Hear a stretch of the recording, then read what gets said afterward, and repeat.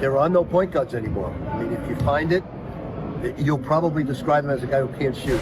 All right, Coach K, what's your initial reaction to this Rick Pitino no point guard madness? I get why he says it. He's obviously not the only one.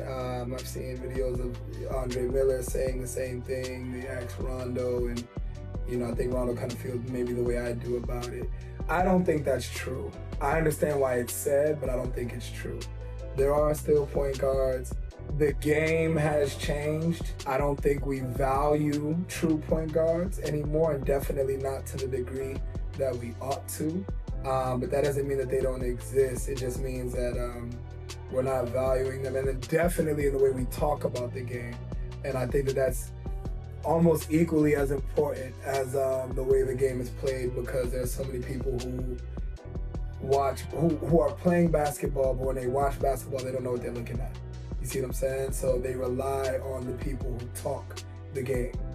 And a long time ago, the people who talked the game talked it with a certain level of understanding and education that they could explain the game accurately. And today, I'm not saying everybody, it's just different, right? Media is not necessarily filled with people who need to have a certain knowledge of the game. As long as you know the basic rules of the game and you can follow along what's happening from an entertainment standpoint, you can talk about it. And if you're, if you say things the way people want to hear them well enough, then people will listen. And that's all it takes for things to kind of become law. So I get it, but I don't agree.